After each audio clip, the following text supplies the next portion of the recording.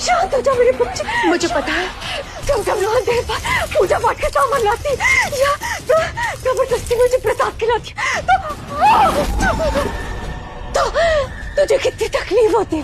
मैं वादा करती हूँ बहुत जल्दी हम दोनों उस घर में राज करेंगे। पूजा के पवित्र चीजों से तकलीफ सिर्फ अपवित्र या अशुभ शक्ति को ही हो सकती है शावली थी। मतलब आज आपने खुद ही मान लिया है कि आपके पेट में कोई इंसान का बच्चा नहीं बल्कि अमंगल का बीज ही पल रहा है। मैं तुम्हारे पैर पड़ती हूँ, प्लीज प्लीज ऐसा किसी को मत बताना। मैं बड़ी मुश्किल से माँ बनी हूँ। प्लीज सूरजो को ये सच मत बताना, प्लीज।